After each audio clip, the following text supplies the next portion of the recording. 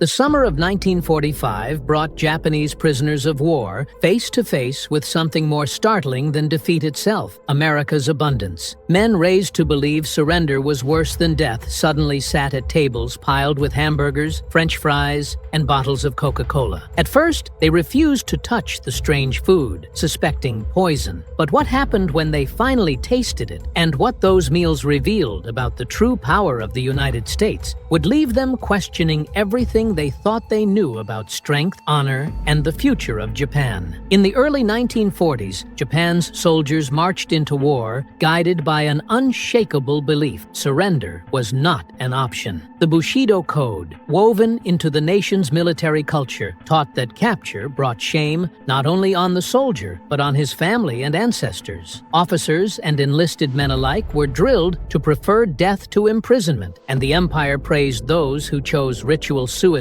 rather than disgrace. For countless Japanese troops, the idea of being held prisoner was unimaginable, something almost worse than execution. This cultural foundation explains why the shock of American prisoner of war camps struck them so deeply. The reality of life in the Japanese military during World War II was one of scarcity and improvisation. Rations often consisted of little more than rice balls, dried fish, or barley when supplies allowed it. More often, troops were forced to scavenge from local populations, eat what they could forage in jungles, or raid enemy stockpiles. Diseases linked to malnutrition spread rapidly. Even elite units that had captured territory across the Pacific often fought on half-empty stomach, convinced that sheer willpower and loyalty to the emperor would sustain them where food could not. On the other side of the Pacific, America was undergoing one of the most dramatic industrial mobilizations in human history. President Franklin D. Roosevelt's call for an arsenal of democracy had turned automobile factories into producers of tanks, radios, and rifles. The same mass production techniques that had given rise to consumer abundance were redirected toward war. Yet, the U.S. did not only build weapons, it mass-produced food, clothing, and every necessity for soldiers spread across continents. For Americans, efficiency wasn't just about machines. It extended to how troops were fed, clothed, and housed. Japanese propaganda often described Americans as soft, indulgent, and too dependent on material comfort to endure a real struggle. To many Japanese soldiers, the idea that a nation could fight while still consuming luxuries like chocolate, cigarettes, or soda seemed absurd. But the first encounters between Japanese prisoners and American-run facilities would completely overturn this worldview. Men who had grown up in a culture of scarcity suddenly found themselves facing an enemy whose greatest weapon wasn't just the rifle or bomber, but the sheer ability to produce abundance at will. For the prisoners who would soon experience hamburgers, French fries, and Coca-Cola, the shock was not only culinary, it was existential. It revealed a profound gap between two nations, one clinging to ancient ideals of sacrifice, the other harnessing modern industry to fuel both war and leisure. And when these worlds collided in the prison camps of America, the impact would be nothing short of transformative. The first significant groups of Japanese soldiers taken prisoner by American forces came after the brutal campaigns in Guadalcanal and the Solomon Islands in 1942 and 1943. These were not the weak or broken remnants of Japan's army. Many were seasoned fighters, naval aviators who had participated in the attack on Pearl Harbor, Marines who had captured Hong Kong, and paratroopers who had marched through the Dutch East Indies. They were men who, only months earlier, had been riding a wave of victories that gave Japan dominance across the Pacific. Now, stripped of their weapons and transported across an ocean, they were confronted with an environment more shocking than any battlefield. When these men entered American custody, they braced themselves for torture, starvation, or execution. Japanese military culture had conditioned them to expect brutality from an enemy they had been told was barbaric and weak-willed. Instead, they were met with something altogether different. The prison camps they entered were not crude stockades, but organized compounds with barracks, mess halls, electricity, and running water. Some even had libraries, sports fields, and cinemas. For men who had marched barefoot through jungles or slept in caves to avoid bombardments, the sight of structured facilities that functioned like small towns was bewildering. One former prisoner, Yukio Matsumoto, described his disbelief at the medical treatment he received upon capture. American doctors dressed his wounds with sealed bandages, antiseptics, and gleaming instruments, supplies he had never seen in Japan, where even military hospitals suffered crippling shortages. To him, it seemed as though the Americans had an endless stock of everything. What struck him most was not just the quality of the care, but the sheer volume of materials available. The astonishment only deepened when food was introduced. Instead of scraps or thin rice gruel, prisoners were offered white bread that was soft and sweet compared to the coarse grains of home, along with canned meats and processed cheese. But nothing shocked them more than the casual introduction of Coca-Cola. Sweet, fizzy, and ice cold, it was unlike anything they had ever tasted. To Japanese prisoners, accustomed to seeing sugar as a rare luxury, this was more than a drink. It was evidence of a system that could prioritize pleasure in the middle of a world war. At first, many prisoners refused to touch these strange meals, convinced they must be poisoned or part of some sinister trick. But hunger eventually eroded suspicion. Slowly, they began to sample the offerings, and their reactions ranged from wonder to disbelief. The salty indulgence of hamburgers, the crisp satisfaction of fries, and the dizzying sweetness of soda were unlike anything from their homeland. More than a matter of taste, these meals carried a deeper message. America had so much that even its prisoners ate better than Japanese soldiers in the field. What began as culture shock soon became a revelation. These first encounters with American abundance forced Japanese prisoners to confront an unsettling truth. They had been fighting an enemy whose strength did not rest solely on courage or weapons, but on a vast industrial machine that could provide both comfort and victory. And the deeper they looked into life inside those camps, the clearer it became that their entire understanding of the war and of power itself had been incomplete. By 1943, American prison camps across the continental United States had begun receiving thousands of Japanese prisoners. For many of them, the daily meals became their most vivid memory of captivity, not because of hunger, but because of the overwhelming abundance. American rations didn't just provide nutrition, they delivered variety, convenience, and even pleasure. Prisoners accustomed to carefully portioned rice and occasional fish now encountered trays filled with canned meats, processed cheese, vegetables sealed in tins, and white bread so soft it seemed unreal. But nothing symbolized the gulf between the two nations like hamburgers and Coca-Cola. The hamburger was a uniquely American creation, born from assembly line thinking. Ground beef was pressed into patties, layered with mass-produced buns, and topped with cheese, ketchup, and pickles that tasted exotic to Japanese palates. The French fries that came alongside them, uniformly cut, fried golden, and salted, showed the precision of American food production on a massive scale. And then came the Coca-Cola, cold,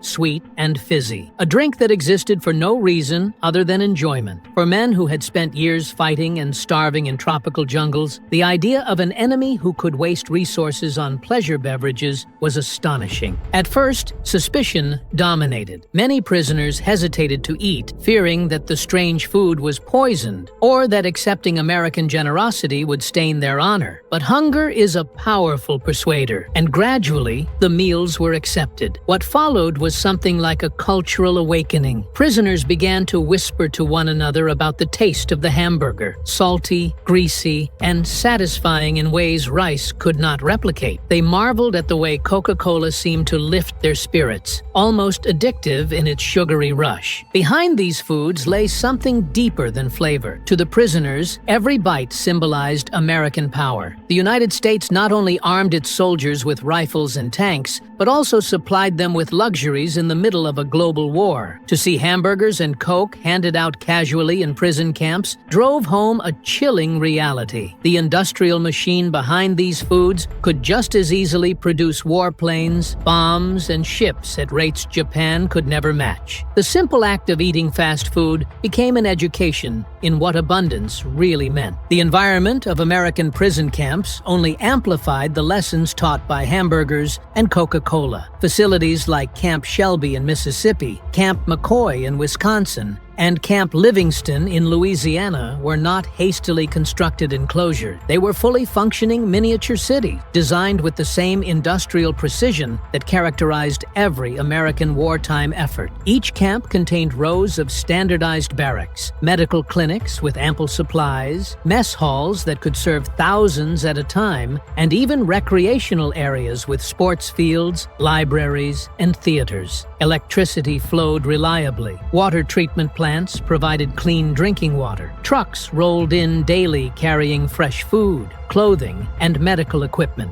To Japanese prisoners, many of whom had served in units where resupply was sporadic and improvisation was constant, this level of organization was almost beyond comprehension. What shocked them most was the casual waste. Guards would toss half-eaten sandwiches into bins, pour unfinished coffee onto the ground, or discard broken packaging without hesitation. For men who had been taught to save every scrap of food and reuse even the smallest piece of twine, the sight of such excess was both painful and revelatory. Some prisoners secretly gathered discarded bottles, napkins, and wrappers, not out of rebellion, but because they couldn't comprehend letting useful items go to waste. Even the kitchens themselves became a source of fascination. Japanese prisoners assigned to labor duties saw vast quantities of food arrive daily: sides of beef, giant cans of vegetables, barrels of flour, crates of eggs. The equipment, industrial mixers, enormous ovens, refrigerated storage, looked like something from another world. For prisoners who had cooked over open fires or eaten raw roots in the jungle, these kitchens embodied an entirely different way of thinking about sustenance. To the Americans, this abundance was simply standard procedure, a byproduct of efficiency. But to their captives, it was a living demonstration that America's power wasn't only military, it was logistical,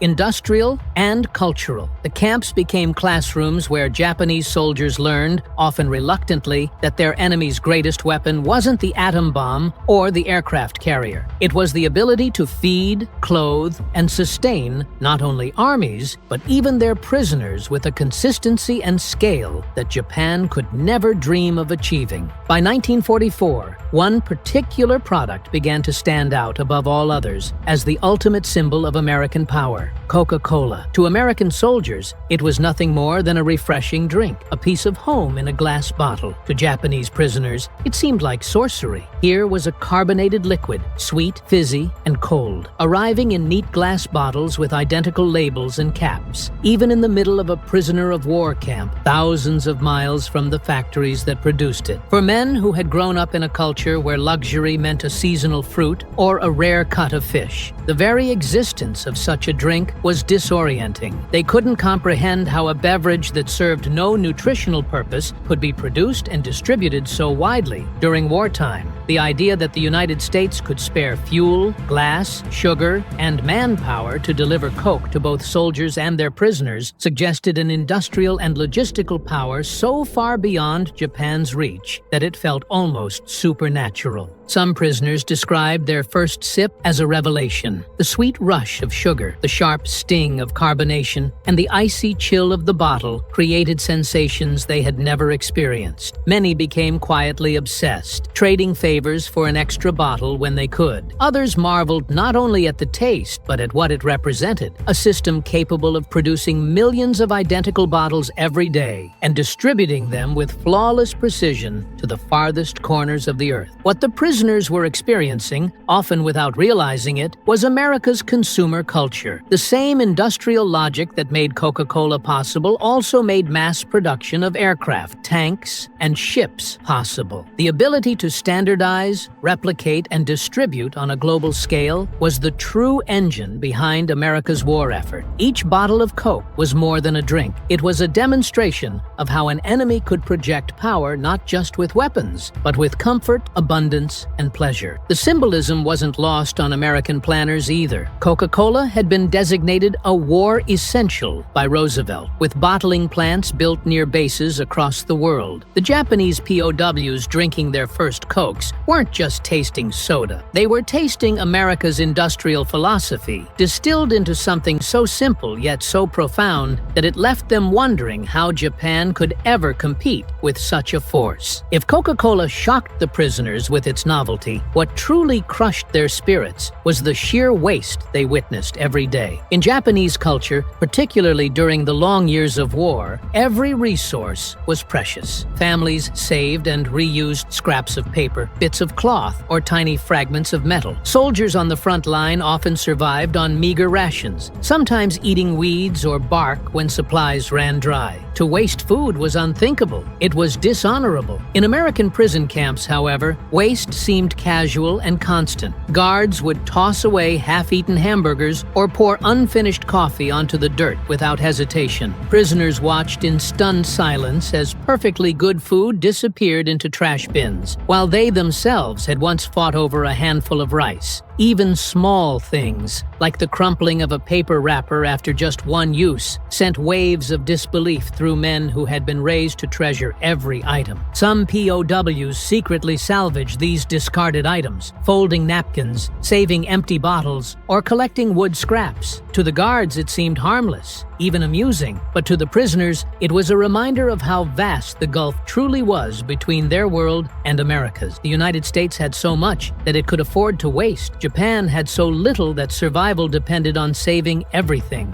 This contrast cut deeper than humiliation. It forced many Japanese soldiers to reevaluate everything they had been told about their enemy. They had been raised to believe Americans were soft and weak, corrupted by luxury. Yet in the camps, that very luxury was revealed as strength. America's abundance wasn't weakness. It was the ultimate form of power. It showed that a nation could fight a world war on two oceans and still feed its prisoners better than Japan could feed its own civilians. The psychological weight of this realization was immense. For many prisoners, the war was already lost, not because of bombs or bullets, but because they had seen with their own eyes the true scale of American resources. The hamburgers, the Coca-Cola, the casual waste, the effortless abundance, all of it told a story more devastating than any battlefield defeat. It revealed that Japan had entered a war it could never hope to win. By mid-1945, word of devastation filtered into American prison camps. POWs learned of B-29 firebombing raids that had reduced Japanese cities to ashes, of naval blockades choking off supplies, and finally of the atomic bombs that obliterated Hiroshima and Nagasaki. Yet for many prisoners, these reports only confirmed what they had already realized through daily life behind barbed wire, that Japan was fighting a war it could never sustain. The abundance they witnessed each day in camp wasn't just about hamburgers, fries, or bottles of Coke. It was about systems. An endless stream of trucks delivering fresh food, medical supplies arriving like clockwork, uniforms replaced without hesitation, even entertainment provided regularly to men who were technically enemies. For Japanese soldiers raised in a culture where logistics were improvisational at best, this level of organization was staggering. Their pre-war indoctrination had painted Americans as decadent and fragile, a people who could never endure true hardship, but captivity revealed a harsher truth. The supposed softness of American culture was actually a reflection of its strength, the ability to produce in excess, to distribute with efficiency, to waste without consequence. This was not weakness, but a form of power that Japan's rigid, resource-strapped society could never replicate. Letters written after the war by former POWs often captured the same haunting realization that the food they were served in captivity was better than what their own soldiers and even families had received at home. Some described this as the moment their faith in Japan's military leadership finally broke. If their enemy could afford to treat prisoners better, then Japan could treat its own. What hope had there ever been for victory? The psychological collapse was profound. Honor codes that had once insisted death was preferable to surrender began to unravel. Men who had once thought of themselves as warriors in an eternal struggle now saw themselves as pawns, sacrificed by a nation that had failed to match America's industrial reality. The taste of a hamburger or a sip of Coca-Cola became more than just food. It became a symbol of a shattered worldview. On August 15,